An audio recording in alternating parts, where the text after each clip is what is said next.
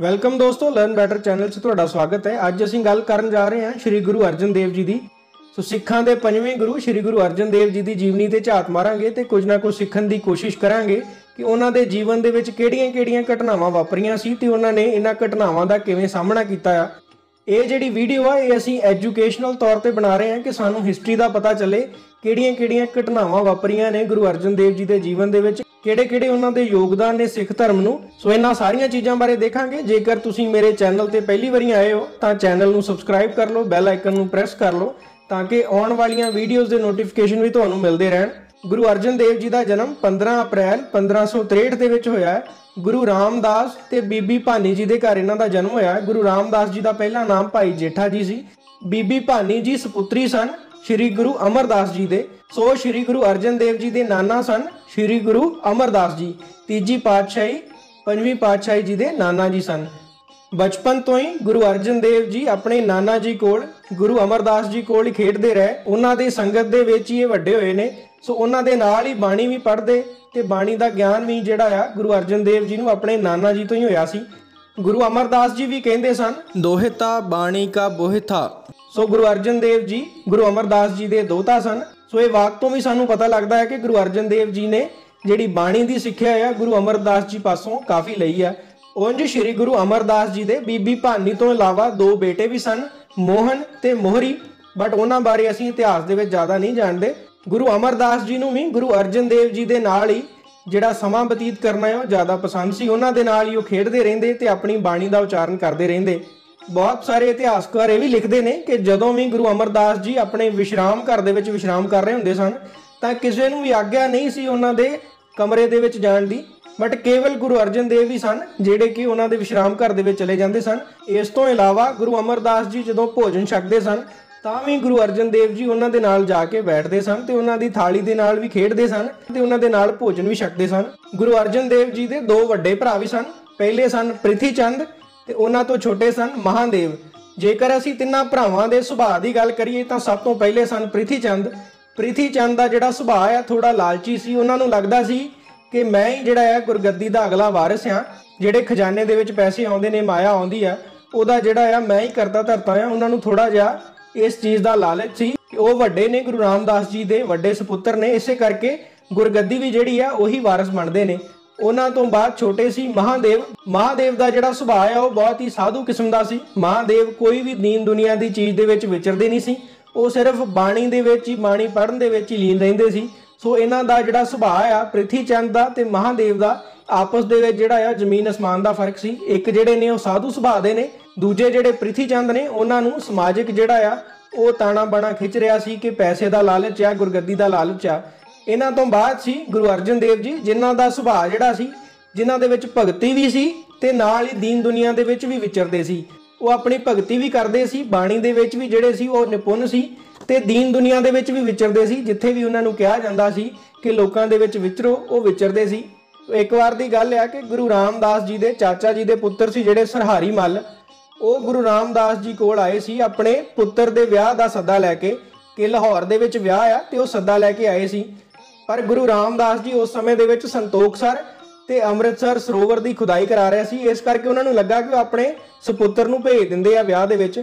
ਸੋ ਉਹਨਾਂ ਨੇ ਪ੍ਰਿਥੀ ਚੰਦ ਨੂੰ ਬੁਲਾਇਆ ਤੇ ਪ੍ਰਿਥੀ ਚੰਦ ਨੂੰ ਕਿਹਾ ਕਿ ਤੁਸੀਂ ਲਾਹੌਰ ਜਾਓ ਤੇ ਵਿਆਹ ਜਿਹੜਾ ਆ ਉਹ ਅਟੈਂਡ ਕਰਕੇ ਆਓ। ਬਟ ਪ੍ਰਿਥੀ ਚੰਦ ਦਾ ਜਿਹੜਾ ਲਾਲਚ ਸੀ ਉਹ ਗੁਰਗੱਦੀ ਵੱਲ ਸੀ। ਸੋ ਪ੍ਰਿਥੀ ਚੰਦ ਨੂੰ ਲੱਗਿਆ ਕਿ ਮੈਨੂੰ ਲਾਹੌਰ ਦੇ ਵਿੱਚ ਭੇਜ ਕੇ ਇਹਨਾਂ ਨੇ ਗੁਰੂ ਅਰਜਨ ਦੇਵ ਜੀ ਨੂੰ ਗੱਦੀ ਤੇ ਸਥਾਪਿਤ ਕਰ ਦੇਣਾ ਆ। ਪ੍ਰਿਥੀ ਚੰਦ ਨੂੰ ਪਹਿਲਾਂ ਹੀ ਪਤਾ ਸੀ ਕਿ ਗੁਰੂ ਰਾਮਦਾਸ ਜੀ ਜ਼ਿਆਦਾ ਪਸੰਦ ਕਰਦੇ ਨੇ ਗੁਰੂ ਅਰਜਨ ਦੇਵ ਜੀ ਨੂੰ। ਸੋ ਉਹਨਾਂ ਨੂੰ ਲੱਗਾ ਕਿ ਮੈਨੂੰ ਲਾਹੌਰ ਦੇ ਵਿੱਚ ਭੇਜ ਕੇ ਪਿੱਛੋਂ ਗੁਰਗੱਦੀ ਤੇ ਗੁਰੂ ਅਰਜਨ ਦੇਵ ਜੀ ਨੂੰ ਨਾ ਬਿਠਾ ਦੇਣ। ਸੋ ਪ੍ਰਿਥੀ ਚੰਦ ਨੇ ਲਾਹੌਰ ਜਾਣ ਤੋਂ ਮਨਾ ਕਰ ਦਿੱਤਾ। ਉਸ ਤੋਂ ਬਾਅਦ ਗੁਰੂ ਰਾਮਦਾਸ ਜੀ ਨੇ ਮਹਾਦੇਵ ਜੀ ਨੂੰ ਸੱਦਿਆ ਕਿ ਤੁਸੀਂ ਲਾਹੌਰ ਜਾ ਕੇ ਵਿਆਹ ਦੇ ਵਿੱਚ ਸ਼ਿਰਕਤ ਕਰੋ। ਬਟ ਮਹਾਦੇਵ ਜੀ ਨੇ ਅੱਗਿਓਂ ਬਿਲਕੁਲ ਹੀ ਮਨਾ ਕਰ ਦਿੱਤਾ ਕਿ ਇਹ ਜਿਹੜੀਆਂ ਦੀਨ ਦੁਨੀਆ ਦੀਆਂ ਚੀਜ਼ਾਂ ਨੇ, ਮੈਨੂੰ ਇਹਨਾਂ ਦੇ ਨਾਲ ਕੋਈ ਵਾਸਤਾ ਨਹੀਂ ਹੈ। ਜਿਹੜੇ ਰਿਸ਼ਤੇਦਾਰ ਨੇ, ਜਿਹੜੇ ਸਕੇ ਸੰਬੰਧੀ ਨੇ, ਇਹ ਕੁਝ ਵੀ ਨਹੀਂ ਹੁੰਦੇ। ਕੇਵਲ ਜਿਹੜਾ ਆ ਪਾਠ ਕਰਨਾ, ਪਾਠ ਪੂਜਾ ਕਰਨੀ ਹੈ, ਉਹੀ ਸਾਡੇ ਨਾਲ ਅੱਗੇ ਜਾਣਾ ਆ। ਸੋ ਸਾਧੂ ਬਿਰਤੀ ਹੋਣ ਕਰਕੇ ਉਹਨਾਂ ਨੇ ਵੀ ਵਿਆਹ ਦੇ ਵਿੱਚ ਜਾਣ ਤੋਂ ਮਨਾ ਕਰ ਦਿੱਤਾ। ਉਸ ਤੋਂ ਬਾਅਦ ਗੁਰੂ ਅਰਜਨ ਦੇਵ ਜੀ ਨੂੰ ਬੁਲਾਇਆ ਗਿਆ। ਗੁਰੂ ਅਰਜਨ ਦੇਵ ਜੀ ਉਸ ਸਮੇਂ ਤੇ 12 ਸਾਲ ਦੇ ਸਨ। ਗੁਰੂ ਅਰਜਨ ਦੇਵ ਜੀ ਨੂੰ ਬੁਲਾ ਕੇ ਕਿਹਾ ਕਿ ਤੁਸੀਂ ਲਾਹੌਰ ਜਾ ਕੇ ਜਿਹੜਾ ਵਿਆਹ ਆ ਉਹਦੇ ਵਿੱਚ ਸ਼ਿਰਕਤ ਕਰੋ ਤੇ ਉਦੋਂ ਤੱਕ ਉੱਥੇ ਹੀ ਰਹਿਣਾ ਜਦੋਂ ਤੱਕ ਅਸੀਂ ਬੁਲਾਉਂਦੇ ਨਹੀਂ ਆ ਵਾਪਸ। सो गुरु अर्जन देव जी बहुत ही आग्याकारी पुत्र सन। सो उन्होंने गुरु रामदास जी की गल मन के लाहौर वाल नूं चाले पाए।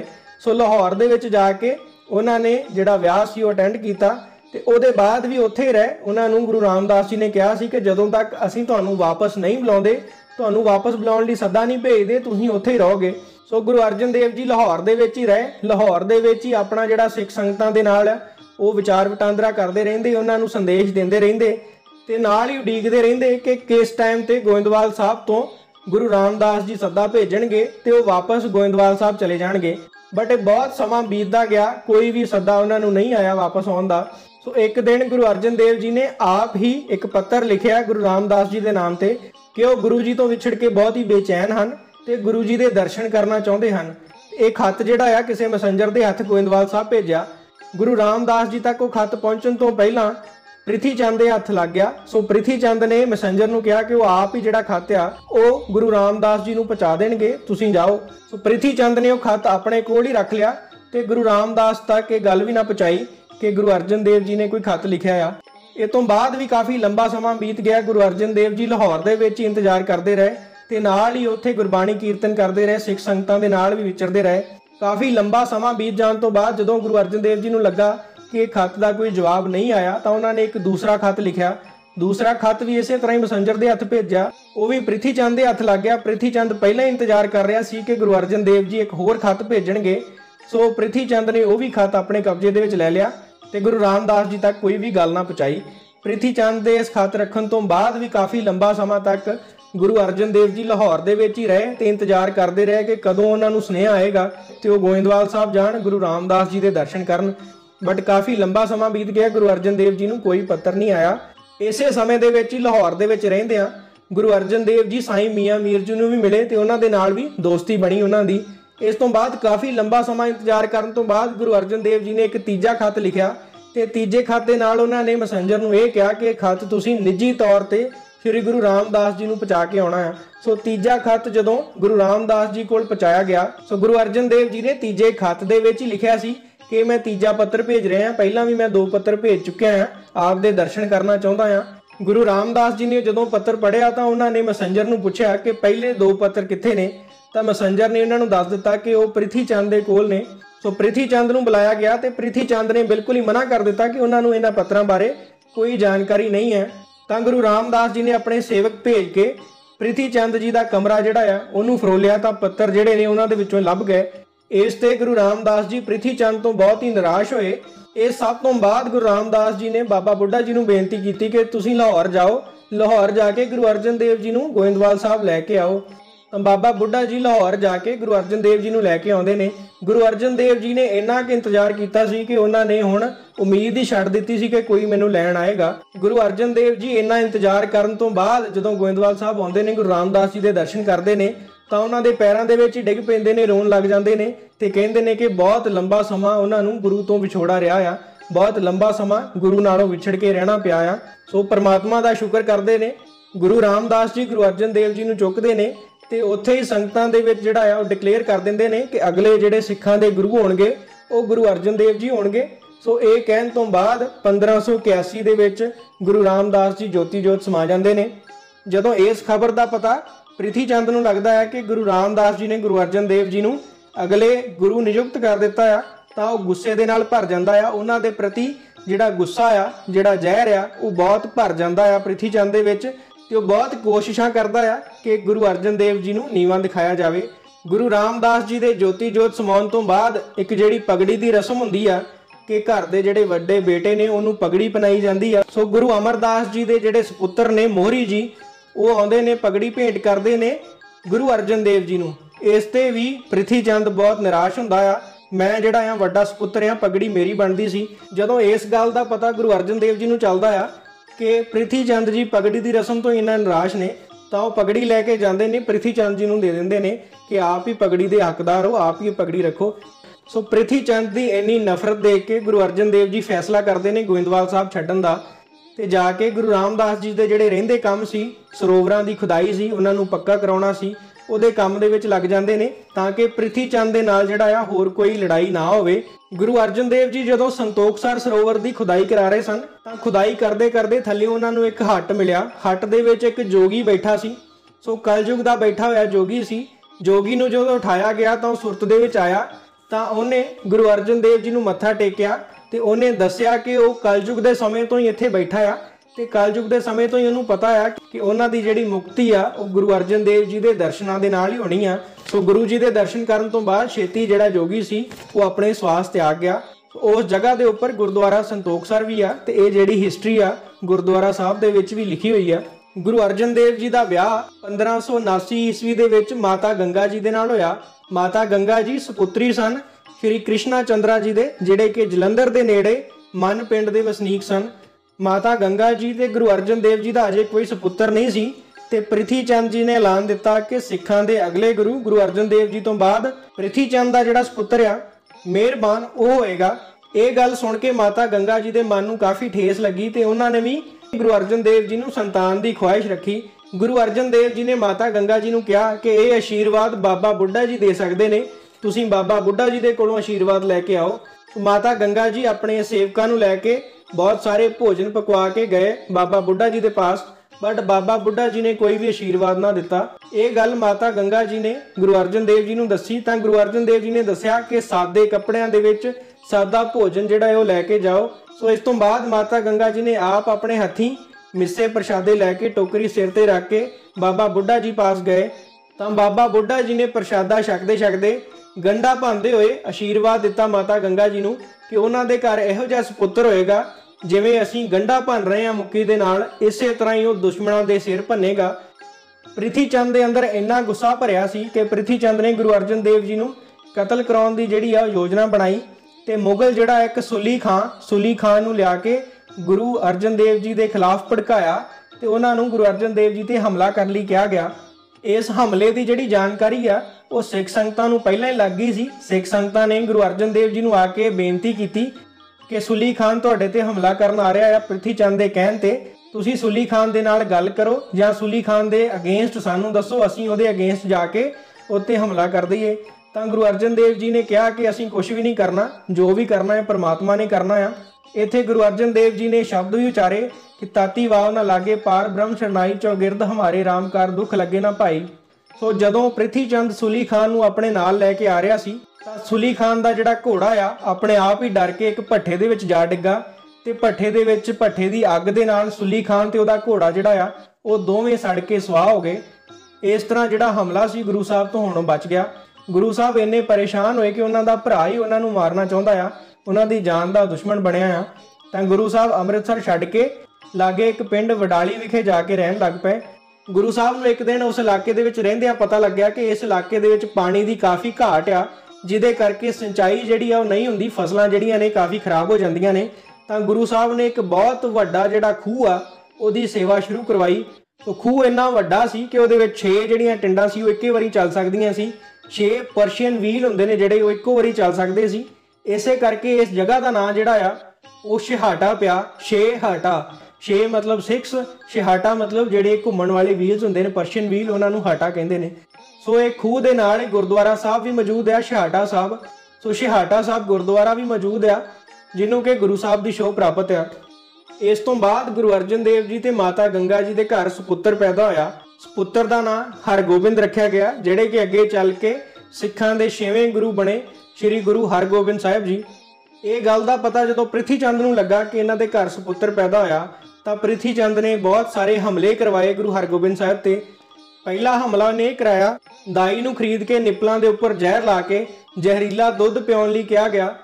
ਬਟ ਇਸ ਤੋਂ ਪਹਿਲਾਂ ਕਿ ਗੁਰੂ ਹਰਗੋਬਿੰਦ ਸਾਹਿਬ ਜੀ ਉਹ ਦੁੱਧ ਪੀਂਦੇ, ਦਾਈ ਆਪ ਹੀ ਬੇਹੋਸ਼ ਹੋ ਗਈ।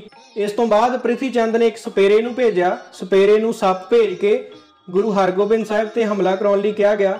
ਬਟ ਸੱਪ ਨੇ ਗੁਰੂ ਹਰਗੋਬਿੰਦ ਸਾਹਿਬ ਜੀ ਨੂੰ ਕੁਝ ਨਹੀਂ ਕਿਹਾ ਤੇ ਉਹਨਾਂ ਦੇ ਲਾਗੇ ਜਿਹੜਾ ਆ ਸ਼ਾਂਤੀ ਦੇ ਨਾਲ ਬੈਠਾ ਰਿਹਾ। ਇਸ ਤੋਂ ਬਾਅਦ ਵੀ ਪ੍ਰਿਥੀ ਚੰਦ ਨਾ ਟਲਿਆ ਤੇ ਗੁਰੂ ਸਾਹਿਬ ਦੇ ਖਾਣੇ ਦੇ ਵਿੱਚ ਜ਼ਹਿਰ ਮਿਲਾ ਕੇ ਉਹਨਾਂ ਨੂੰ ਦੇਣ ਦੀ ਕੋਸ਼ਿਸ਼ ਕੀਤੀ, ਪਰ ਗੁਰੂ ਹਰਗੋਬਿੰਦ ਸਾਹਿਬ ਜੀ ਨੇ ਉਹ ਖਾਣਾ ਨਹੀਂ ਖਾਧਾ ਤੇ ਉਹਨੂੰ ਸੁੱਟ ਦਿੱਤਾ, ਜਿਹੜਾ ਕਿ ਸੁੱਟਿਆ ਹੋਇਆ ਖਾ ਕੇ ਇੱਕ ਬਿੱਲੀ ਜਿਹੜੀ ਆ ਉਹ ਖਾ ਕੇ ਉੱਥੇ ਮਰ ਗਈ। ਇਸ ਤੋਂ ਗੁਰੂ ਅਰਜਨ ਦੇਵ ਜੀ ਨੂੰ ਪਤਾ ਲੱਗਿਆ ਕਿ ਖਾਣੇ ਦੇ ਵਿੱਚ ਜ਼ਹਿਰ ਮਿਲਾਇਆ ਗਿਆ ਸੀ ਤੇ ਪ੍ਰਿਥੀ ਚੰਦ ਨੇ ਜ਼ਹਿਰ ਮਿਲਾਇਆ ਆ। ਇਹ ਸੁਣ ਕੇ ਗੁਰੂ ਅਰਜਨ ਦੇਵ ਜੀ ਬਹੁਤ ਹੀ ਨਿਰਾਸ਼ ਹੋਏ ਕਿ ਆਪਣੇ ਘਰ ਦਾ ਹੀ ਜਿਹੜਾ ਭਰਾ ਆ ਉਹਨਾਂ ਦਾ, ਉਹੀ ਉਹਨਾਂ ਦੇ ਸਪੁੱਤਰ ਨੂੰ ਮਾਰਨ ਦੀ ਕੋਸ਼ਿਸ਼ ਕਰ ਰਿਹਾ ਆ। ਗੁਰੂ ਹਰਗੋਬਿੰਦ ਸਾਹਿਬ ਤੇ ਇਹਨਾਂ ਹਮਲਿਆਂ ਤੋਂ ਬਾਅਦ ਵੀ ਪ੍ਰਿਥੀ ਚੰਦ ਜਿਹੜਾ ਹੈ ਉਹ ਨਾ ਟਲਿਆ ਤੇ ਗੁਰੂ ਅਰਜਨ ਦੇਵ ਜੀ ਦੀ ਅੰਮ੍ਰਿਤਸਰ ਵਿਖੇ ਅਣਹੋਂਦ ਦਾ ਜਿਹੜਾ ਆ ਫਾਇਦਾ ਚੁੱਕਣ ਲੱਗ ਪਿਆ। ਪ੍ਰਿਥੀ ਚੰਦ ਆਪਣੇ ਹੀ ਸ਼ਬਦ ਜਿਹੜੇ ਨੇ ਉਚਾਰਨ ਲੱਗ ਗਿਆ, ਬਾਣੀ ਦੇ ਵਿੱਚ ਮਿਲਾਵਟ ਕਰਨ ਲੱਗ ਗਿਆ। ਇਸ ਗੱਲ ਦਾ ਪਤਾ ਜਦੋਂ ਗੁਰੂ ਅਰਜਨ ਦੇਵ ਜੀ ਨੂੰ ਲੱਗਾ ਤਾਂ ਉਹਨਾਂ ਨੇ ਆਪਣੇ ਕੁਝ ਜਿਹੜੇ ਨਜ਼ਦੀਕੀ ਸਿੱਖ ਸਨ, ਭਾਈ ਪਿਆਰਾ ਜੀ ਤੇ ਆਪ ਵੀ ਖਡੂਰ ਸਾਹਿਬ, ਕਰਤਾਰਪੁਰ ਸਾਹਿਬ, ਗੋਇੰਦਵਾਲ ਸਾਹਿਬ ਜਾ ਕੇ ਜਿੰਨੀ ਵੀ ਸਿੱਖਾਂ ਦੀ ਬਾਣੀ ਸੀ ਉਹ ਸਾਰੀ ਇਕੱਠੀ ਕੀਤੀ ਤੇ ਉਹਨਾਂ ਨੂੰ ਕੰਪਾਈਲ ਕਰਨਾ ਸ਼ੁਰੂ ਕੀਤਾ, ਉਹਨਾਂ ਨੂੰ ਇਕੱਠਿਆਂ ਕਰਨਾ ਸ਼ੁਰੂ ਕੀਤਾ।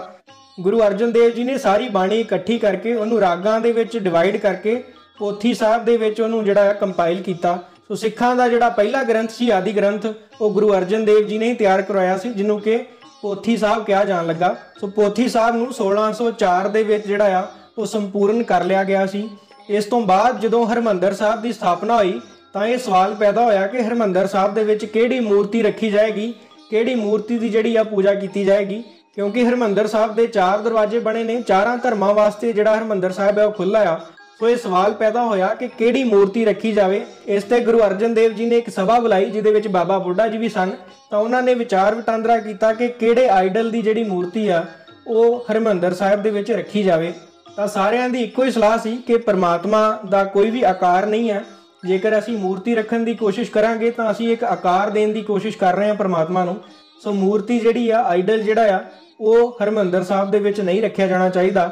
ਇਸ ਤੋਂ ਬਾਅਦ ਗੁਰੂ ਅਰਜਨ ਦੇਵ ਜੀ ਨੇ ਹਰਿਮੰਦਰ ਸਾਹਿਬ ਦੇ ਵਿੱਚ ਪੋਥੀ ਸਾਹਿਬ ਦੀ ਸਥਾਪਨਾ ਕਰਨ ਦੀ ਸਲਾਹ ਦਿੱਤੀ, ਜਿਹਨੂੰ ਕਿ ਬਾਬਾ ਬੁੱਢਾ ਜੀ ਨੇ ਵੀ ਮਨਜ਼ੂਰ ਕੀਤਾ ਤੇ ਹੋਰ ਵੀ ਜਿਹੜੇ ਸਿੱਖ ਸਨ ਉਹਨਾਂ ਨੇ ਵੀ ਇਸ ਗੱਲ ਦੀ ਸੰਤੁਸ਼ਟੀ ਜਤਾਈ ਕਿ ਪੋਥੀ ਸਾਹਿਬ ਦਾ ਹੀ ਹਰਿਮੰਦਰ ਸਾਹਿਬ ਦੇ ਵਿੱਚ ਸਥਾਪਨ ਕੀਤਾ ਜਾਵੇ। ਇਸ ਤੋਂ ਬਾਅਦ ਹੀ 1604 ਈਸਵੀ ਤੋਂ ਬਾਅਦ ਹੀ ਹਰਿਮੰਦਰ ਸਾਹਿਬ ਦੇ ਵਿੱਚ ਪੋਥੀ ਸਾਹਿਬ ਦੀ ਸਥਾਪਨਾ ਕੀਤੀ ਗਈ। ਇਹਦੇ ਬਾਅਦ ਹੀ ਸਾਰੇ ਗੁਰਦੁਆਰਿਆਂ ਦੇ ਵਿੱਚ ਪੋਥੀ ਸਾਹਿਬ ਦੀ ਜਾਂ ਗੁਰੂ ਗ੍ਰੰਥ ਸਾਹਿਬ ਦੀ ਸਥਾਪਨਾ ਹੁੰਦੀ ਹੈ। ਸੋ ਇਹ ਗੁਰੂ ਅਰਜਨ ਦੇਵ ਜੀ ਦਾ ਬਹੁਤ ਵੱਡਾ ਇੱਕ ਯੋਗਦਾਨ ਹੈ ਸਿੱਖ ਧਰਮ ਨੂੰ ਕਿ ਹਰ ਗੁਰਦੁਆਰਾ ਸਾਹਿਬ ਦੇ ਵਿੱਚ ਗੁਰੂ ਗ੍ਰੰਥ ਸਾਹਿਬ ਜੀ ਦੀ ਸਥਾਪਨਾ ਹੁੰਦੀ ਹੈ, ਨਾ ਕਿ ਕਿਸੇ ਆਈਡਲ ਦੀ, ਨਾ ਕਿ ਕਿਸੇ ਮੂਰਤੀ ਦੀ ਜਿਹੜੀ ਆ ਸਥਾਪਨਾ ਕੀਤੀ ਜਾਂਦੀ ਹੈ ਗੁਰਦੁਆਰਾ ਸਾਹਿਬ ਦੇ ਵਿੱਚ। ਸੋ ਹੁਣ ਜਦੋਂ ਗੁਰਦੁਆਰਾ ਸਾਹਿਬ ਦੇ ਵਿੱਚ, ਹਰਿਮੰਦਰ ਸਾਹਿਬ ਦੇ ਵਿੱਚ ਪੋਥੀ ਸਾਹਿਬ ਦੀ ਆਦਿ ਗ੍ਰੰਥ ਦੀ ਸਥਾਪਨਾ ਹੋ ਚੁੱਕੀ ਆ, ਸੋ ਹੁਣ ਸਿੱਖਾਂ ਦੀ ਜਿਹੜੀ ਆਇਡੈਂਟੀਟੀ ਆ ਇੱਕ ਵੱਖਰੀ ਬਣ ਚੁੱਕੀ ਸੀ। ਪਹਿਲਾਂ ਸਿੱਖਾਂ ਨੂੰ ਹਿੰਦੂਆਂ ਦੇ ਨਾਲ ਜੋੜ ਕੇ ਦੇਖਦੇ ਸੀ, ਹੁਣ ਇੱਕ ਸਿੱਖ ਧਰਮ ਜਿਹੜਾ ਆ ਉਹ ਇੱਕ ਵੱਖਰੀ ਆਇਡੈਂਟੀਟੀ ਬਣ ਚੁੱਕੀ ਸੀ ਕਿ ਇੱਕ ਵੱਖਰਾ ਜਿਹੜਾ ਸੈਕਸ਼ਨ ਆ ਹਿੰਦੂਆਂ ਦੇ ਨਾਲ ਇਹ ਮਿਕਸ ਨਹੀਂ ਹੈ। ਸੋ ਇਹ ਜਿਹੜੀ ਗੱਲ ਆ, ਇਹ ਕੱਟੜ ਜਿਹੜੇ ਹਿੰਦੂ ਤੇ ਮੁਸਲਮਾਨ ਸੀ ਉਹਨਾਂ ਦੀਆਂ ਅੱਖਾਂ ਦੇ ਵਿੱਚ ਰੜਕ ਰਹੀ ਸੀ। ਉਹਨਾਂ ਨੂੰ ਲੱਗ ਰਿਹਾ ਸੀ ਕਿ ਜਿਹੜਾ ਸਿੱਖ ਧਰਮ ਆ ਜਾਂ ਗੁਰੂ ਗ੍ਰੰਥ ਸਾਹਿਬ ਆ, ਇਹਦੀ ਮਹੱਤਤਾ ਜਿਹੜੀ ਹੈ ਬਹੁਤ ਵੱਧ ਗਈ ਹੈ, ਇਹਦੇ ਵਿੱਚ ਲੋਕਾਂ ਨੂੰ ਉਪਦੇਸ਼ ਦਿੱਤਾ ਜਾ ਰਿਹਾ ਆ। ਸੋ ਅਕਬਰ ਦੇ ਕੋਲ, ਅਕਬਰ ਬਾਦਸ਼ਾਹ ਦੇ ਕੋਲ ਦਿੱਲੀ ਦੇ ਵਿੱਚ ਸ਼ਿਕਾਇਤਾਂ ਲੈ ਕੇ ਜਾਂਦੇ ਸੀ ਕਿ ਇਹ ਗੁਰੂ ਅਰਜਨ ਦੇਵ ਜੀ ਨੇ ਇੱਕ ਵੱਖਰਾ ਜਿਹੜਾ ਸੈਕਟ ਆ ਉਹ ਚਲਾ ਲਿਆ, ਇੱਕ ਵੱਖਰਾ ਧਰਮ ਹੈ ਜਿਹੜਾ ਉਹ ਚਲਾ ਲਿਆ ਆ, ਇਹਨੂੰ ਦਬਾਇਆ ਜਾਵੇ, ਇਹਨੂੰ ਬੰਦ ਕੀਤਾ ਜਾਵੇ। ਬਹੁਤ ਸਾਰੀਆਂ ਜਿਹੜੀਆਂ ਸ਼ਿਕਾਇਤਾਂ ਸੀ ਲਿਖਤੀ ਰੂਪ ਦੇ ਵਿੱਚ ਅਕਬਰ ਨੂੰ ਹੋਈਆਂ। ਸੋ ਅਕਬਰ ਦਾ ਜਿਹੜਾ ਸੁਭਾਅ ਸੀ, ਜੇ ਅਸੀਂ ਰਿਲੀਜੀਅਸ ਤੌਰ ਤੇ ਦੇਖੀਏ ਤਾਂ ਉਹ ਸਾਰੇ ਧਰਮਾਂ ਨੂੰ ਨਾਲ ਲੈ ਕੇ ਚੱਲਦਾ ਸੀ, ਉਹ ਹਿੰਦੂ ਮੁਸਲਮਾਨਾਂ ਦੇ ਵਿੱਚ ਕੋਈ ਫਰਕ ਨਹੀਂ ਸੀ ਕਰਦਾ। ਸੋ ਉਹਨੇ ਵੀ ਬਹੁਤ ਸਾਰੀਆਂ ਸ਼ਿਕਾਇਤਾਂ ਨੂੰ ਇਗਨੋਰ ਕੀਤਾ। ਸੋ ਇਸੇ ਤਰ੍ਹਾਂ ਹੀ ਸਮਾਂ ਜਿਹੜਾ ਆ ਉਹ ਬਤੀਤ ਹੁੰਦਾ ਗਿਆ ਤੇ ਫਿਰ ਇੱਕ ਚੰਦੂ ਸ਼ਾਹ ਦਾ ਜ਼ਿਕਰ ਆਉਂਦਾ ਆ। ਚੰਦੂ ਸ਼ਾਹ ਇੱਕ ਹਿੰਦੂ ਜਿਹੜਾ ਬੈਂਕਰ ਆ, ਉਹ ਦਿੱਲੀ ਦੇ ਮੁਗਲ ਦਰਬਾਰ ਦੇ ਨਾਲ ਕੰਮ ਕਰਦਾ ਆ। ਉਹਦੀ ਜਿਹੜੀ ਸਪੁੱਤਰੀ ਆ ਉਹਦੇ ਵਾਸਤੇ ਵਾਰ ਲੱਭਿਆ ਜਾ ਰਿਹਾ ਸੀ। ਚੰਦੂ ਸ਼ਾਹ ਨੇ ਆਪਣੇ ਸਾਰੇ ਸਕੇ ਸੰਬੰਧੀਆਂ ਨੂੰ ਕਿਹਾ ਸੀ ਕਿ ਉਹਨਾਂ ਦੀ ਬੇਟੀ ਦਾ ਜਿਹੜਾ ਆ ਉਹਨਾਂ ਦੇ ਵਾਸਤੇ ਯੋਗ ਜਿਹੜਾ ਵਾਰ ਆ ਉਹਨੂੰ ਲੱਭਿਆ ਜਾਵੇ। ਬਹੁਤ ਸਾਰੇ ਵਾਰ ਜਿਹੜੇ ਨੇ ਲੱਭੇ ਗਏ, ਬਟ ਕੋਈ ਵੀ ਯੋਗ ਵਾਰ ਜਿਹੜਾ ਆ ਚੰਦੂ ਸ਼ਾਹ ਦੀ ਲੜਕੀ ਵਾਸਤੇ ਨਾ ਲੱਭਾ। ਉਹਨਾਂ ਦਾ ਹੀ ਇੱਕ ਸਕੇ ਸੰਬੰਧੀ ਨੇ ਗੁਰੂ ਹਰਗੋਬਿੰਦ ਸਾਹਿਬ ਜੀ ਦੀ ਦੱਸ ਜਿਹੜੀ ਆ ਉਹ ਚੰਦੂ ਸ਼ਾਹ ਦੀ ਬੇਟੀ ਵਾਸਤੇ ਪਾਈ। ਸੋ ਉਸ ਟਾਈਮ ਤੇ ਚੰਦੂ ਸ਼ਾਹ ਨੇ ਬਿਲਕੁਲ ਮਨਾ ਕਰ ਦਿੱਤਾ ਕਿ ਇਹ ਰਿਸ਼ਤਾ ਉਹਨਾਂ ਨੂੰ ਮਨਜ਼ੂਰ ਨਹੀਂ ਆ, ਇਹ ਗੁਰੂ ਘਰ ਦੇ ਸੇਵਕ ਨੇ। ਸੋ ਗੁਰੂ ਘਰ ਦੇ ਵਿੱਚ ਜਿਹੜਾ ਦਸਵੰਧ ਦਿੱਤਾ ਜਾਂਦਾ ਆ ਉਸੇ ਦੇ ਨਾਲ ਹੀ ਇਹਨਾਂ ਦਾ ਜਿਹੜਾ ਪਰਿਵਾਰ ਆ ਉਹ ਗੁਜ਼ਾਰਾ ਕਰਦਾ ਆ। ਸੋ ਇਹਨਾਂ ਦੀ ਆਪਣੀ ਜਿਹੜੀ ਆ ਜ਼ਮੀਨ ਜਾਇਦਾਦ ਨਹੀਂ ਆ, ਇਹਨਾਂ ਦਾ ਕੋਈ ਪੋਲੀਟੀਕਲ ਰੁਤਬਾ ਨਹੀਂ ਆ, ਇਸ ਕਰਕੇ ਇਹ ਰਿਸ਼ਤਾ ਜਿਹੜਾ ਆ ਉਹ ਚੰਦੂ ਸ਼ਾਹ ਨੇ ਬਿਲਕੁਲ ਮਨਾ ਕਰ ਦਿੱਤਾ। ਸੋ ਸਮਾਂ ਬੀਤਦਾ ਗਿਆ, ਚੰਦੂ ਸ਼ਾਹ ਦੀ ਬੇਟੀ ਵਾਸਤੇ ਵਾਰ ਲੱਭ ਰਿਹਾ ਸੀ ਬਟ ਕੋਈ ਵੀ ਵਾਰ ਨਾ ਮਿਲਿਆ। ਤਾਂ ਚੰਦੂ ਸ਼ਾਹ ਦੀ ਘਰਵਾਲੀ ਨੇ ਗੁਰੂ ਹਰਗੋਬਿੰਦ ਸਾਹਿਬ ਜੀ ਦੇ ਰਿਸ਼ਤੇ ਦੀ ਯਾਦ ਦਿਵਾਈ ਚੰਦੂ ਸ਼ਾਹ ਨੂੰ ਕਿ ਉਹੀ ਰਿਸ਼ਤਾ ਉਹਨਾਂ ਨੂੰ ਸਹੀ ਲੱਗ ਰਿਹਾ ਆ। ਤਾਂ ਚੰਦੂ ਸ਼ਾਹ ਨੇ ਆਪਣੀ ਬੇਟੀ ਵਾਸਤੇ ਰਿਸ਼ਤਾ ਜਿਹੜਾ ਆ ਉਹ ਗੁਰੂ ਅਰਜਨ ਦੇਵ ਜੀ ਦੇ ਘਰ ਭੇਜਿਆ।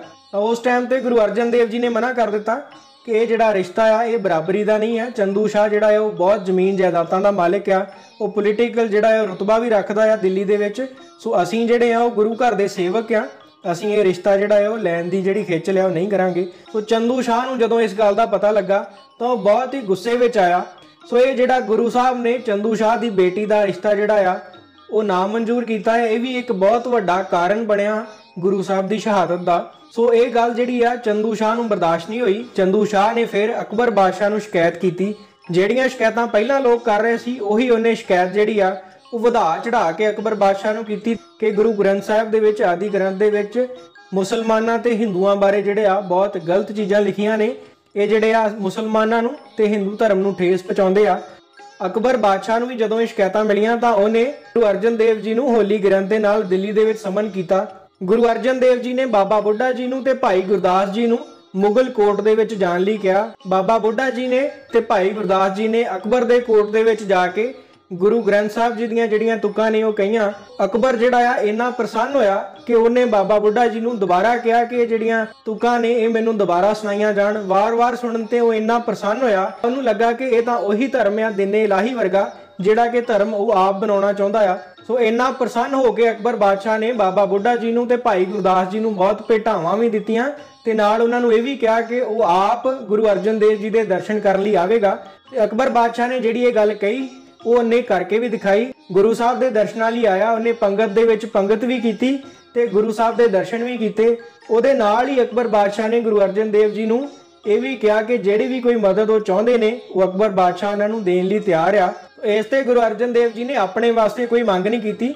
ਉਹਨਾਂ ਨੇ ਜਿਹੜੇ ਕਿਸਾਨ ਸੀ ਉਹਨਾਂ ਵਾਸਤੇ ਅਕਬਰ ਬਾਦਸ਼ਾਹ ਨੂੰ ਬੇਨਤੀ ਕੀਤੀ ਕਿ ਤੁਸੀਂ ਕਿਸਾਨਾਂ ਦਾ ਜਿਹੜਾ ਟੈਕਸ ਆ, ਕਿਸਾਨਾਂ ਤੋਂ ਜਿਹੜਾ ਰੈਵਨਿਊ ਇਕੱਠਾ ਕਰਨਾ ਆ, ਉਹ ਇਸ ਵਾਰ ਦਾ ਜਿਹੜਾ ਹੈ ਉਹ ਮਾਫ ਕਰ ਦਿਓ ਕਿਉਂਕਿ ਇਸ ਵਾਰ ਸੋਕਾ ਪੈ ਗਿਆ ਆ। ਕਿਸਾਨਾਂ ਦੀ ਜਿਹੜੀ ਫਸਲ ਹੈ ਉਹ ਬਹੁਤੀ ਨਹੀਂ ਹੋਈ। ਅਕਬਰ ਬਾਦਸ਼ਾਹ ਨੇ ਵੀ ਉਸ ਸਾਲ ਦਾ ਜਿਹੜਾ ਟੈਕਸ ਸੀ ਕਿਸਾਨਾਂ ਦਾ ਉਹ ਮਾਫ ਕਰ ਦਿੱਤਾ। ਸੋ ਇਹ ਗੱਲ ਦਾ ਜਦੋਂ ਕਿਸਾਨਾਂ ਨੂੰ ਪਤਾ ਲੱਗਾ ਤਾਂ ਉਹ ਬਹੁਤ ਹੀ ਖੁਸ਼ ਹੋਏ, ਬਹੁਤ ਹੀ ਪ੍ਰਸੰਨਤਾ ਸੀ ਉਹਨਾਂ ਦੇ ਵਿੱਚ ਕਿ ਗੁਰੂ ਅਰਜਨ ਦੇਵ ਜੀ ਦੇ ਕਹਿਣ ਤੇ ਅਕਬਰ ਬਾਦਸ਼ਾਹ ਨੇ ਜਿਹੜਾ ਉਹਨਾਂ ਦਾ ਟੈਕਸ ਆ ਉਹ ਮਾਫ ਕਰ ਦਿੱਤਾ। ਸੋ ਇਸ ਤੋਂ ਕੁਝ ਕੁ ਸਮਾਂ ਹੀ ਬੀਤਿਆ ਸੀ ਕਿ ਅਕਬਰ ਬਾਦਸ਼ਾਹ ਦਾ ਜਿਹੜਾ ਹੈ ਉਹ ਦੇਹਾਂਤ ਹੋ ਗਿਆ। ਦਿੱਲੀ ਸਲਤਨਤ ਵਾਸਤੇ ਜਿਹੜੀ ਆ ਲੜਾਈ ਸ਼ੁਰੂ ਹੋ ਗਈ। ਅਕਬਰ ਦਾ ਜਿਹੜਾ ਬੇਟਾ ਸੀ ਜਹਾਂਗੀਰ ਤੇ ਉਹਦਾ ਪੋਤਰਾ ਸੀ ਖੁਸਰੋ, ਉਹਨਾਂ ਦੇ ਵਿੱਚ ਜਿਹੜੀ ਆ ਉਹ ਦਿੱਲੀ ਦੇ ਤਖਤ ਵਾਸਤੇ ਲੜਾਈ ਸ਼ੁਰੂ ਹੋ ਗਈ। ਦੋਵਾਂ ਦੇ ਵਿੱਚ ਜੰਗ ਹੋਈ ਤੇ ਖੁਸਰੋ ਜਿਹੜਾ ਆ ਉਹ ਹਾਰ ਗਿਆ। ਸੋ ਲੜਾਈ ਹਾਰਨ ਤੋਂ ਬਾਅਦ ਖੁਸਰੋ ਜਿਹੜਾ ਆ ਉਹ ਗੁਰੂ ਸਾਹਿਬ ਦੇ ਕੋਲ ਆਇਆ, ਗੁਰੂ ਸਾਹਿਬ ਦੇ ਕੋਲੋਂ ਸ਼ਰਨ ਮੰਗੀ। ਸੋ ਗੁਰੂ ਸਾਹਿਬ ਨੇ ਭੋਜਨ ਪਾਣੀ ਛਕਾਇਆ ਖੁਸਰੋ ਨੂੰ ਤੇ ਖੁਸਰੋ ਨੂੰ ਪਿਆਰ ਦੇ ਨਾਲ ਸਮਝਾਇਆ ਕਿ ਗੁਰੂ ਘਰ ਜਿਹੜਾ ਆ ਉਹ ਸਾਰੇ ਧਰਮਾਂ ਵਾਸਤੇ ਹੀ ਖੁੱਲਾ ਆ, ਪਰ ਇਹ ਤੁਹਾਡੀ ਜਿਹੜੀ ਆ ਉਹ ਰਾਇਲ ਤਖਤ ਵਾਸਤੇ ਲੜਾਈ ਆ। ਤੁਹਾਡੀ ਤਖਤ ਵਾਸਤੇ ਲੜਾਈ ਹੋਣ ਦੇ ਕਰਕੇ ਅਸੀਂ ਤੁਹਾਨੂੰ ਇਹ ਸ਼ਰਨ ਨਹੀਂ ਦੇ ਸਕਦੇ। ਸੋ ਇਹ ਗੱਲ ਸੁਣ ਕੇ ਖੁਸਰੋ ਵੀ ਉੱਥੋਂ ਚਲਾ ਗਿਆ ਤੇ ਜੇਹਲਮ ਨਦੀ ਕ੍ਰਾਸ ਕਰਨ ਤੋਂ ਪਹਿਲਾਂ ਹੀ ਜਹਾਂਗੀਰ ਨੇ ਖੁਸਰੋ ਨੂੰ ਬੰਦੀ ਬਣਾ ਲਿਆ। ਇਹ ਜਦੋਂ ਖਬਰ ਪ੍ਰਿਥੀ ਚੰਦ ਨੂੰ ਤੇ ਚੰਦੂ ਸ਼ਾਹ ਨੂੰ ਪਤਾ ਲੱਗੀ ਤਾਂ ਉਹਨਾਂ ਦੋਵਾਂ ਨੇ ਹੀ ਜਹਾਂਗੀਰ ਦੇ ਕੰਨ ਭਰਨੇ ਸ਼ੁਰੂ ਕਰ ਦਿੱਤੇ। ਸੋ ਗੁਰੂ ਗ੍ਰੰਥ ਸਾਹਿਬ ਦੇ ਵਿੱਚ ਜਿਹੜੀ ਬਾਣੀ ਆ ਉਹਦੇ ਬਾਰੇ ਵੀ ਜਹਾਂਗੀਰ ਦੇ ਕੰਨ ਜਿਹੜੇ ਨੇ ਬਹੁਤ ਸਾਰੇ ਲੋਕਾਂ ਨੇ ਭਰੇ ਸੀ। ਸੋ ਜਹਾਂਗੀਰ ਜਿਹੜਾ ਆ ਸਿੱਖ ਧਰਮ ਦੇ ਪ੍ਰਸਾਰ ਕਰਕੇ ਤੇ ਸਿੱਖ ਧਰਮ ਦੇ ਪ੍ਰਚਾਰ ਕਰਕੇ ਪਹਿਲਾਂ ਹੀ ਬਹੁਤ ਦੁਖੀ ਸੀ। ਉਹ ਸਿੱਖ ਧਰਮ ਨੂੰ ਪਹਿਲਾਂ ਹੀ ਜਿਹੜਾ ਆ ਉਹ ਦਬਾਉਣਾ ਚਾਹੁੰਦਾ ਸੀ। ਸੋ ਚੰਦੂ ਸ਼ਾਹ ਨੇ ਤੇ ਪ੍ਰਿਥੀ ਚੰਦ ਨੇ ਜਿਹੜੀ ਸ਼ਿਕਾਇਤ ਆ ਇਹ ਜਹਾਂਗੀਰ ਨੂੰ ਕੀਤੀ ਕਿ ਖੁਸਰੋ ਨੂੰ ਗੁਰੂ ਅਰਜਨ ਦੇਵ ਜੀ ਨੇ ਸ਼ਰਨ ਦਿੱਤੀ ਆ। ਇਹ ਗੱਲ ਸੁਣ ਕੇ ਜਹਾਂਗੀਰ ਨੇ ਗੁਰੂ ਅਰਜਨ ਦੇਵ ਜੀ ਨੂੰ ਸਮਨ ਕੀਤਾ ਆਪਣੇ ਕੋਰਟ ਦੇ ਵਿੱਚ। ਸੋ ਜਦੋਂ ਇਹ ਸਮਨ ਜਿਹੜੇ ਨੇ ਗੁਰੂ ਅਰਜਨ ਦੇਵ ਜੀ ਤੱਕ ਪਹੁੰਚੇ ਤਾਂ ਉਹਨਾਂ ਨੂੰ ਪਹਿਲਾਂ ਹੀ ਗਿਆਨ ਸੀ ਕਿ ਅੱਗੇ ਕੀ ਹੋਣ ਵਾਲਾ ਆ। ਉਹਨਾਂ ਨੇ ਬਾਬਾ ਬੁੱਢਾ ਜੀ ਨੂੰ ਬੁਲਾਇਆ ਤੇ ਗੁਰੂ ਹਰਗੋਬਿੰਦ ਸਾਹਿਬ ਜੀ ਨੂੰ ਤਿਲਕ ਲਾ ਕੇ ਤੇ ਨਾਰੀਅਲ ਭੇਟਾ ਕਰਕੇ ਉਹਨਾਂ ਨੂੰ ਗੁਰਗੱਦੀ ਦਾ ਵਾਰਿਸ ਨਿਯੁਕਤ ਕੀਤਾ। ਜਾਣ ਤੋਂ ਪਹਿਲਾਂ ਗੁਰੂ ਅਰਜਨ ਦੇਵ ਜੀ ਨੇ ਗੁਰੂ ਹਰਗੋਬਿੰਦ ਸਾਹਿਬ ਜੀ ਨੂੰ ਸ਼ਸਤਰ ਵਿਦਿਆ ਵੀ ਧਾਰਨ ਕਰਨ ਵਾਸਤੇ ਕਿਹਾ ਤੇ ਉਹਨਾਂ ਨੂੰ ਕਿਹਾ ਕਿ ਜਿਹੜਾ ਜ਼ਬਰ ਤੇ ਜ਼ੁਲਮ ਦਾ ਟਾਕਰਾ ਕਰਨ ਵਾਸਤੇ ਆਪਣੇ ਜਿਹੜੇ ਹਥਿਆਰ ਆ ਉਹ ਤਿਆਰ ਰੱਖਿਓ। ਸੋ ਇਹ ਕਹਿ ਕੇ ਗੁਰੂ ਅਰਜਨ ਦੇਵ ਜੀ ਅੰਮ੍ਰਿਤਸਰ ਤੋਂ ਲਾਹੌਰ ਵੱਲ ਨੂੰ ਰਵਾਨਾ ਹੋਏ। ਲਾਹੌਰ ਜਾ ਕੇ ਜਦੋਂ ਜਹਾਂਗੀਰ ਦੇ ਕੋਰਟ ਦੇ ਵਿੱਚ ਜਾਂਦੇ ਨੇ ਤਾਂ ਜਹਾਂਗੀਰ ਅੱਗੇ ਉਹਨਾਂ ਨੂੰ ਸੁਣਾਉਂਦਾ ਹੈ ਕਿ ਤੁਹਾਨੂੰ 2 ਲੱਖ ਰੁਪਏ ਦਾ ਜੁਰਮਾਨਾ ਕੀਤਾ ਜਾਂਦਾ ਆ ਤੇ ਨਾਲ ਹੀ ਤੁਹਾਡਾ ਜਿਹੜਾ ਧਰਮ ਗ੍ਰੰਥ ਆ ਉਹਨੂੰ ਜਿਹੜਾ ਆ ਸੋਧਣਾ ਪਏਗਾ ਤੁਹਾਨੂੰ। ਸੋ ਇਹ ਜਿਹੜੀਆਂ ਦੋਵੇਂ ਸ਼ਰਤਾਂ ਸੀ ਇਹ ਗੁਰੂ ਅਰਜਨ ਦੇਵ ਜੀ ਨੇ ਨਾਮਨਜ਼ੂਰ ਕਰ ਲਈਆਂ। ਪਹਿਲਾਂ ਤਾਂ ਉਹਨਾਂ ਨੇ 2 ਲੱਖ ਰੁਪਇਆ ਜਿਹੜਾ ਆ ਜੁਰਮਾਨਾ ਕੀਤਾ ਸੀ ਉਹ ਦੇਣ ਤੋਂ ਮਨਾ ਕਰਤਾ ਕਿ ਜਿਹੜਾ ਸਿੱਖ ਧਰਮ ਦਾ ਖਜ਼ਾਨਾ ਆ ਉਹਨਾਂ ਦਾ ਪਰਸਨਲ ਜਗੀਰ ਨਹੀਂ ਆ, ਉਹ ਸਿੱਖ ਧਰਮ ਦੀ ਸਿੱਖ ਕਮਿਊਨਿਟੀ ਦਾ ਜਿਹੜਾ ਖਜ਼ਾਨਾ ਆ ਉਹਦੇ ਵਿੱਚੋਂ ਪੈਸਾ ਜਿਹੜਾ ਆ ਜੁਰਮਾਨੇ ਦੇਣ ਵਾਸਤੇ ਨਹੀਂ ਰੱਖਿਆ ਗਿਆ, ਉਹਦੇ ਵਿੱਚ ਸਿੱਖ ਧਰਮਾਂ ਦੇ ਲੰਗਰ ਚਲਾਉਣ ਵਾਸਤੇ ਰੱਖਿਆ ਗਿਆ ਆ, ਸਿੱਖ ਧਰਮ ਦਾ ਪ੍ਰਚਾਰ ਕਰਨ ਵਾਸਤੇ ਰੱਖਿਆ ਗਿਆ ਆ। ਸੋ ਜਿਹੜਾ ਜੁਰਮਾਨਾ ਆ ਉਹ ਦੇਣ ਤੋਂ ਗੁਰੂ ਸਾਹਿਬ ਨੇ ਬਿਲਕੁਲ ਮਨਾ ਕਰ ਦਿੱਤਾ। ਸੋ ਦੂਜੀ ਜਿਹੜੀ ਸ਼ਰਤ ਸੀ ਕਿ ਸਿੱਖ ਧਰਮ ਦੇ ਗ੍ਰੰਥ ਦੇ ਵਿੱਚ ਸੋਧ ਕਰਨ ਲਈ ਕਿਹਾ ਗਿਆ ਸੀ ਉਹ ਵੀ ਗੁਰੂ ਅਰਜਨ ਦੇਵ ਜੀ ਨੇ ਬਿਲਕੁਲ ਮਨਾ ਕਰ ਦਿੱਤਾ। ਉਹਨਾਂ ਨੇ ਕਿਹਾ ਕਿ ਇਹ ਗੁਰੂਆਂ ਦੀ ਬਾਣੀ ਆ, ਇਹਦੇ ਵਿੱਚ ਪਰਮਾਤਮਾ ਦੀ ਸਿਫਤ ਸਲਾਹ ਆ, ਇਹਨੂੰ ਅਸੀਂ ਬਦਲ ਨਹੀਂ ਸਕਦੇ। ਸੋ ਇਹ ਦੋਵੇਂ ਗੱਲਾਂ ਜਿਹੜੀਆਂ ਨੇ ਗੁਰੂ ਅਰਜਨ ਦੇਵ ਜੀ ਨੇ ਜਹਾਂਗੀਰ ਨੂੰ ਕਰਨ ਤੋਂ ਬਿਲਕੁਲ ਮਨਾ ਕਰ ਦਿੱਤਾ। ਉਸ ਤੋਂ ਬਾਅਦ ਜਹਾਂਗੀਰ ਨੇ ਆਪਣੇ ਖਾਸ ਮੁਰਤਜ਼ਾ ਖਾਨ ਨੂੰ ਕਿਹਾ ਕਿ ਜਿਵੇਂ ਵੀ ਸਹੀ ਲੱਗਦਾ ਆ ਗੁਰੂ ਅਰਜਨ ਦੇਵ ਜੀ ਦੇ ਨਾਲ ਇਹਨਾਂ ਨੂੰ ਸਜ਼ਾ ਦਿੱਤੀ ਜਾਵੇ। ਸੋ ਇਹ ਕਹਿਣ ਤੋਂ ਬਾਅਦ ਜਹਾਂਗੀਰ ਜਿਹੜਾ ਆ ਉਹ ਆਪ ਕਸ਼ਮੀਰ ਵੱਲ ਨੂੰ ਆਪਣੇ ਟੂਰ ਤੇ ਚਲਾ ਗਿਆ। ਚੰਦੂ ਸ਼ਾਹ ਨੇ ਇਸ ਚੀਜ਼ ਦਾ ਜਿਹੜਾ ਫਾਇਦਾ ਚੁੱਕਿਆ ਕਿ ਜਹਾਂਗੀਰ ਇੱਥੇ ਨਹੀਂ ਆ, ਸੋ ਮੁਰਤਜ਼ਾ ਖਾਨ ਨੂੰ ਗੁਰੂ ਸਾਹਿਬ ਦੇ ਵਿਰੋਧ ਦੇ ਵਿੱਚ ਭੜਕਾਇਆ। ਸੋ ਮੁਰਤਜ਼ਾ ਖਾਨ ਜਿਹੜਾ ਕਾਜ਼ੀ ਸੀ ਉਹਨੇ ਗੁਰੂ ਅਰਜਨ ਦੇਵ ਜੀ ਨੂੰ ਤਸੀਹੇ ਦੇਣ ਦਾ ਜਿਹੜਾ ਹੁਕਮ ਆ ਉਹ ਸੁਣਾ ਦਿੱਤਾ। ਇਸ ਤੋਂ ਬਾਅਦ ਗੁਰੂ ਸਾਹਿਬ ਨੂੰ 5 ਦਿਨ ਜਿਹੜੇ ਨੇ ਲਗਾਤਾਰ ਤਸੀਹੇ ਦਿੱਤੇ ਗਏ।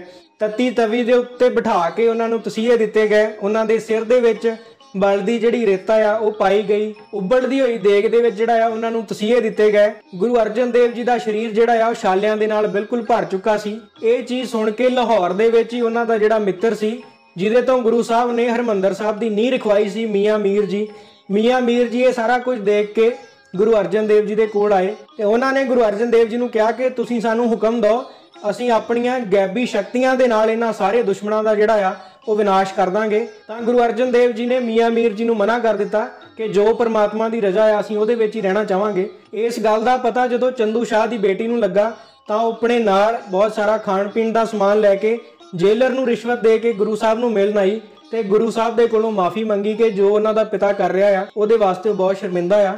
ਤਾਂ ਗੁਰੂ ਸਾਹਿਬ ਨੇ ਉਹ ਚੰਦੂ ਸ਼ਾਹ ਦੇ ਘਰ ਦੀ ਕੋਈ ਵੀ ਚੀਜ਼ ਲੈਣ ਤੋਂ ਗੁਰੂ ਅਰਜਨ ਦੇਵ ਜੀ ਨੇ ਮਨਾ ਕਰ ਦਿੱਤਾ, ਪਰ ਉਸ ਬੇਟੀ ਨੂੰ ਜਿਹੜਾ ਆ ਗੁਰੂ ਅਰਜਨ ਦੇਵ ਜੀ ਨੇ ਆਸ਼ੀਰਵਾਦ ਦਿੱਤਾ। 5 ਦਿਨ ਦੇ ਤਸੀਹਿਆਂ ਤੋਂ ਬਾਅਦ ਗੁਰੂ ਅਰਜਨ ਦੇਵ ਜੀ ਨੇ ਰਾਵੀ ਦਰਿਆ ਦੇ ਵਿੱਚ ਇਸ਼ਨਾਨ ਕਰਨ ਦੀ ਮਨਜ਼ੂਰੀ ਲਈ। ਗੁਰੂ ਸਾਹਿਬ ਦਾ ਸਰੀਰ ਛਾਲਿਆਂ ਦੇ ਨਾਲ ਭਰਿਆ ਹੋਇਆ ਸੀ। ਇਸ਼ਨਾਨ ਕਰਨ ਲਈ ਗੁਰੂ ਸਾਹਿਬ ਰਾਵੀ ਦਰਿਆ ਦੇ ਵਿੱਚ ਜਾਂਦੇ ਨੇ ਤੇ ਉੱਥੇ ਹੀ ਜੋਤੀ ਜੋਤ ਸਮਾ ਜਾਂਦੇ ਨੇ। ਸੋ ਉਹ ਤਰੀਕ ਸੀ 30 ਮਈ 1606। ਗੁਰੂ ਅਰਜਨ ਦੇਵ ਜੀ ਦੀ ਉਮਰ ਉਸ ਸਮੇਂ ਤੇ 43 ਸਾਲ ਦੀ ਸੀ। ਸੋ 43 ਸਾਲ ਦੀ ਉਮਰ ਦੇ ਵਿੱਚ ਹੀ ਗੁਰੂ ਸਾਹਿਬ ਨੇ ਬਹੁਤ ਜਿਹੜੇ ਨੇ ਤਸੀਹੇ ਝੱਲੇ। ਪਹਿਲਾਂ ਘਰ ਦੇ ਵਿੱਚੋਂ ਹੀ ਪ੍ਰਿਥੀ ਚੰਦ ਨੇ ਬਹੁਤ ਸਾਰੇ ਵਾਰ ਕੀਤੇ। ਉਸ ਤੋਂ ਬਾਅਦ ਜਹਾਂਗੀਰ ਦੇ ਕੋਟ ਦੇ ਵਿੱਚ ਚੰਦੂ ਸ਼ਾਹ ਦੇ ਪਿੱਛੇ ਲੱਗ ਕੇ ਗੁਰੂ ਸਾਹਿਬ ਦੇ ਉੱਤੇ ਤਸੀਹੇ ਦਿੱਤੇ ਗਏ ਤੇ ਗੁਰੂ ਸਾਹਿਬ ਜੀ 1606 ਈਸਵੀ ਦੇ ਵਿੱਚ ਜੋਤੀ ਜੋਤ ਸਮਾ ਗਏ। ਸੋ ਗੁਰੂ ਅਰਜਨ ਦੇਵ ਜੀ ਦੀਆਂ ਬਹੁਤ ਸਾਰੀਆਂ ਦੇਣਾਂ ਨੇ ਸਿੱਖ ਧਰਮ ਨੂੰ। ਪੋਥੀ ਸਾਹਿਬ ਦਾ ਜਿਹੜਾ ਆ ਉਹ ਕੰਪਾਈਲ ਕਰਨਾ, ਗੁਰੂ ਗ੍ਰੰਥ ਸਾਹਿਬ ਜੀ ਦੀ ਸਥਾਪਨਾ ਕਰਨੀ, ਸੋ ਗੁਰਦੁਆਰਾ ਸਾਹਿਬ ਦੇ ਵਿੱਚ ਗੁਰੂ ਗ੍ਰੰਥ ਸਾਹਿਬ ਜੀ ਦਾ ਪ੍ਰਕਾਸ਼ ਕਰਨਾ, ਬਹੁਤ ਸਾਰੇ ਤੀਰਥ ਸਥਾਨ ਬਣਾਉਣਾ, ਜਿਵੇਂ ਕਿ ਛਿਹਾਟਾ ਸਾਹਿਬ ਆ, ਤਰਨਤਾਰਨ ਸਾਹਿਬ ਆ, ਜਿੱਥੇ ਗੁਰੂ ਸਾਹਿਬ ਨੇ ਵਾਰ ਵੀ ਦਿੱਤਾ ਆ ਕਿ ਇੱਥੋਂ ਦੇ ਲੋਕ ਆਪ ਵੀ ਤਰਨਗੇ ਤੇ ਲੋਕਾਂ ਨੂੰ ਵੀ ਤਰਨਗੇ। ਜਿੱਥੋਂ ਦੇ ਸਰੋਵਰ ਦੇ ਵਿੱਚ ਇਸ਼ਨਾਨ ਕਰਾ ਕੇ ਗੁਰੂ ਸਾਹਿਬ ਨੇ ਇੱਕ ਪਿੰਡ ਦੇ ਮੁਖੀਆ ਨੂੰ ਵੀ ਬਿਮਾਰੀਆਂ ਤੋਂ ਮੁਕਤ ਕੀਤਾ ਸੀ।